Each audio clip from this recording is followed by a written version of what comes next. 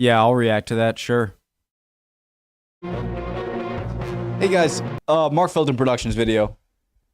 Great videos, fun time. Let's go, let's learn. Hope everyone's doing well. Mark Felton, I'm repeating things. First video of the day, I'm rusty. Fort Knox and Secret World War II British Gold. Let's go.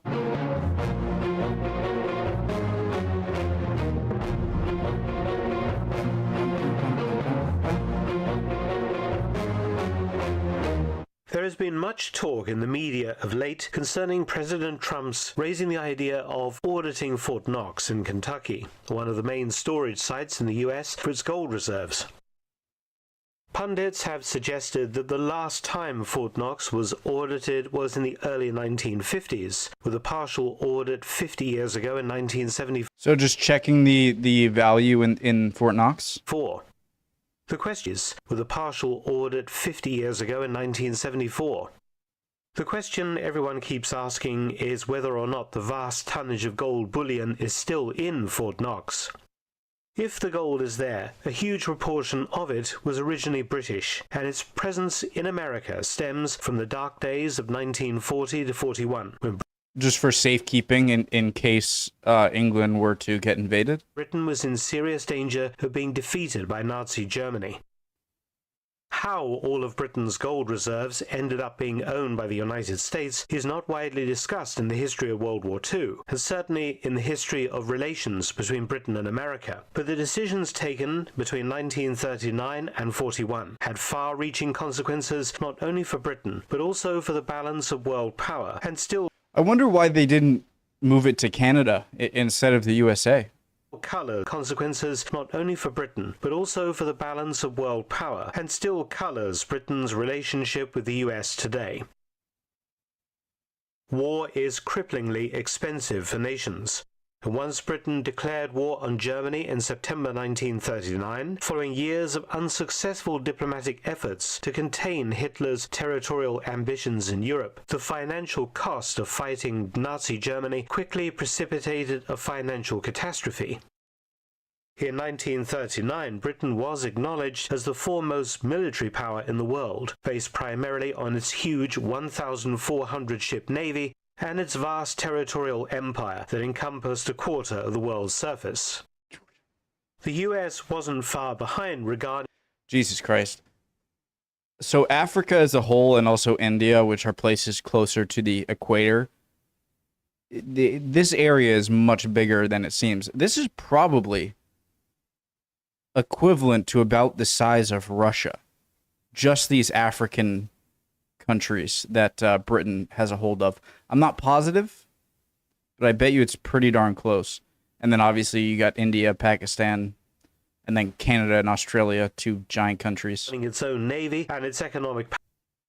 The US wasn't far behind regarding its own navy, and its economic power had already overtaken Britain by the time of the First World War. Meaning that America, though officially isolationist in the 1930s under President Franklin D. Roosevelt, was challenging Britain's place in the world. To be fair, the US was Britain's competitor, and though friendly to its close cultural and linguistic ally, the US naturally pursued policies that benefited America. Once the German invasion of France and the Low Countries commenced in May 1940, it quickly became apparent that France was going to be defeated. I really do believe that Britain's, let me know if you think I'm wrong, that Britain's most lucrative thing that it ever exported around the world or conquered around the world was its language proliferating in very large countries. And if the USA were to have taken more of a French or Spanish route, I really wonder how that would have affected the relations. I don't think we think about just how much a shared language and a shared culture overall, but a shared language really makes you, I feel like, empathize with people more. Maybe I'm wrong. I don't know. Britain also changed prime ministers during that critical period, from Neville Chamberlain, who had taken Britain into war with Germany over Poland, and Winston Churchill, a maverick politician whose stance was victory over Germany at all costs. And it was those costs that caused Britain to ask for American help. A year earlier, Britain had begun taking financial precautions by sending some of its gold from the Bank of England to Canada, which was of course part of the British Empire. Okay.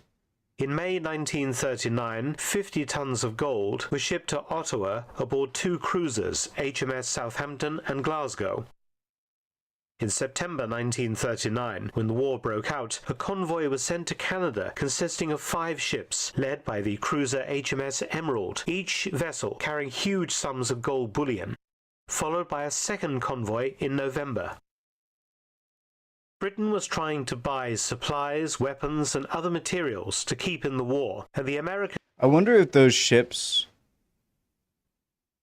had any special precautions in case the ship sank, because if they did, that's a lot of money, I'd imagine.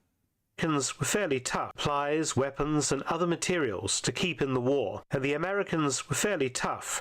They would only accept gold bullion and negotiable securities. This system was... Britain was trying to buy supplies, weapons, and other materials to keep in the war, and the Americans were fairly tough. They would only accept gold bullion and negotiable securities. This system was called cash and carry. The US attitude was understandable due to Britain's behaviour after the First World War. That war had also been ruinously expensive for Britain, which had resorted to borrowing heavily from the United States. In 1934, the British government had defaulted on its World War I loans to the US, leaving unpaid debts exceeding $4 billion. When Britain returned to the US in 1940 asking for financial assistance, the Treasury Department remembered this and insisted not on loans, but direct payment, hence cash and carry. Guys, so what happens there when a country defaults on another country's debt? Because that's kind of the pinnacle. I'd imagine it's different than just, you know, a company or someone individually defaulting on something within a country. But when a country actually defaults to another country's loans, is that just... what happens? Like, so it's just like, sorry. That's interesting. If anyone knows... The US was also governed by the Neutrality Acts of the 1930s, which meant that this stuff had to be paid for by cash. So how much was the war costing Britain in 1940 to 41? Historians have estimated that in 1941, the war was costing Britain $48 million per day at 1941 prices. That's the equivalent today to over $1 billion. Put another way, following Britain's defeat in France and the evacuation from Dunkirk, the cost of the war was calculated as 60% of national income, much of it raised by severe taxation of British citizens. Privately owned gold and securities were also ordered to be surrendered to the government to help pay for the ruinous costs of continuing to fight the Germans. You have to remember that by June 1940, the pre-war professional army, or what was left of it, returned from France minus almost all of its weapons, vehicles, artillery, guns, and equipment. It has been estimated by historians that Britain lost the equivalent in material terms of 10 fully equipped divisions in France and Belgium, and the shattered army was being hastily rebuilt with a huge influx of volunteers and conscripts for which there were insufficient weapons and uniforms, preparatory for what many thought was going to be a German invasion of Britain itself. But according to Churchill, the most alarming aspect of all of this was the U-boat war, which was sinking Allied merchant ships at a staggeringly alarming rate, and threatened to bring Britain to the negotiating table if her access to raw materials, weapons, food, and also access to the other parts of the British Empire was successfully severed. By June 1940, Churchill realistically had 2 stark choices. Either seek a negotiated settlement with Hitler to end the war, while Britain still retained most of its national wealth and the British Empire was largely intact. Or option 2, go cap in hand to the Americans to try and obtain the necessary materials, weapons, etc. to keep fighting on, in the hope of someday turning the tide against Nazi Germany. Churchill... I've said this a bit more recently when watching these videos, but I really think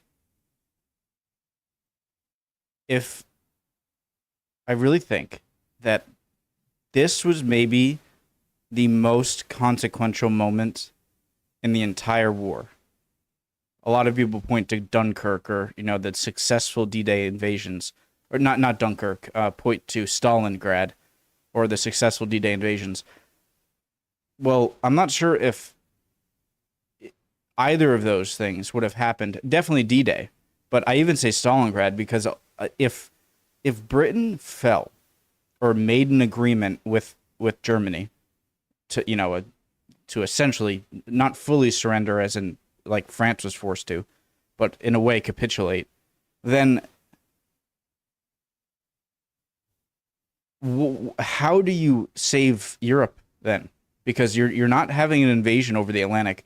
The only ways I can see that you save Europe is to fight in Africa and the Middle East. And would America even want to do that if they know, like, they don't even have Britain in the fight anymore? So maybe if Britain fell, then maybe it'd be better for America or, to just capitulate in some way to Germany as well, because it's just not worth it. I think just Great Britain hanging on allowed for the events that eventually led to the defeat of Germany in World War II to even happen, So I really feel like this is the most pivotal moment in the war, perhaps. Who chose option 2? If you disagree, please let me know, guys. Nazi Germany. Churchill chose option 2. So he enacted... Like, that option right there might have been the most pivotal point. Right, Operation Fish in June 1940, the stripping of the gold and securities from the Bank of England's vaults, and its transshipment to Canada, thence on to Fort Knox, as payment as part of the cash and carry scheme for her continued support.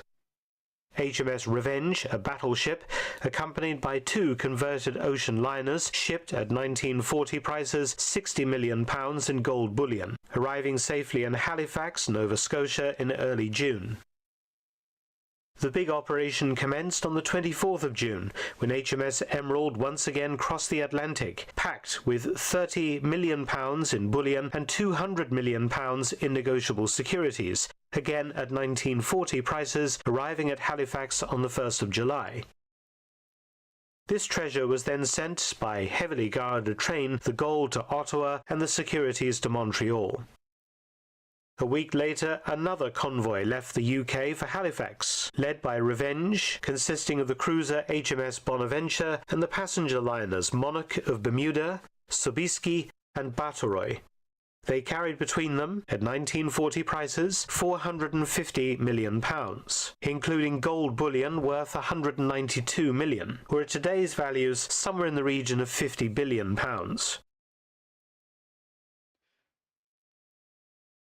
Imagine how enormous of a target that would be if the German U-boats knew that this stuff was being transported.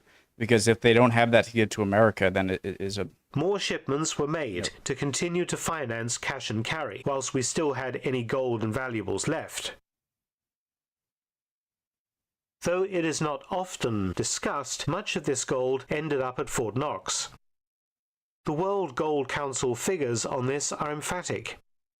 In 1938, the US had about 9,000 tons of gold in reserve. By 1942, that figure was almost 20,000 tons. The 11,000-ton difference was largely made up from the transfer of British gold reserves, including those held in South Africa. Looking at the available figures, it's easy to see how much of Britain's gold reserves was swallowed up by cash and carry. In 1938, Britain's gold reserves were about £800 million in 1938 prices, but in 1939 alone, £300 million was spent on cash and carry. More, of course, went in 1940 and 1941. Unfortunately, the transfer of all the British gold to the US, along with the securities, did not pay for the entire cost of the war. By 1941, Britain was effectively bankrupt, something you don't hear often said, but true, and the US Treasury knew it. In fact, it conducted an audit of Britain's assets, or those that could be turned into cash, and those suspicious of the British. Treasury Secretary Henry Morgenthau Jr. reported to President Roosevelt that, quote, "They have no dollar assets beyond those they have disclosed to me. Lacking a formula by which Great Britain can continue to buy supplies here, I think they will just have to stop fighting, that's all." End quote. Of course, the United States didn't want Britain to stop fighting. The US now created something called Lend-Lease, allowing Britain to purchase supplies, but at interest, this debt to be settled after the war. Lend-Lease allowed Britain to continue to fight, but at a huge cost to the country and its place in the world. Britain received $32 billion through Lend-Lease. At 2025 values, that is $561 billion, a debt amounting to 1/3 of its GDP. It would mean that Britain was in debt to the United States, changing forever its relationship with that nation. How could it not do otherwise? This time, a bankrupt and exhausted Britain, minus its gold reserves, would not be permitted to renege on its debts to America as it had done in 1934. The British finally paid off its World War II Lend-Lease debts to the United States in 2006. Wow. So, 80 years after World War II ended, when they look inside the vaults at Fort Knox, I guarantee that thousands of those gold bars will still carry the stamp of the Bank of England, a direct link to Operation Fish and the beginning of a post-1945 New World Order. Thanks for watching. Hey, Please subscribe and share, and also visit my audiobook channel, War Stories with Mark Felton. You can also help to support both of my channels at PayPal and Patreon. Details in the description box below. So at first I was thinking it was for security reasons, but now at the beginning of the video, but now I see it was for actual payments, to get war supplies and whatnot. Interesting video. Definitely things I didn't know before. That was enjoyable. I love that. And it shows you just how important gold reserves are, because if crap hits the fan and you go into a terrible area, I mean, gold is still gold, and you can use that to pay for stuff. It's a very secure means of payment in hard times. So very interesting. Learned a lot. Love y'all. Hope you're all doing well. Hope you learned something or can teach me something in the comments. Any comments at all. If I said something wrong, disagree with me. Always love your comments, and hopefully I'll see you guys next time. We'll keep on learning. Bye, guys.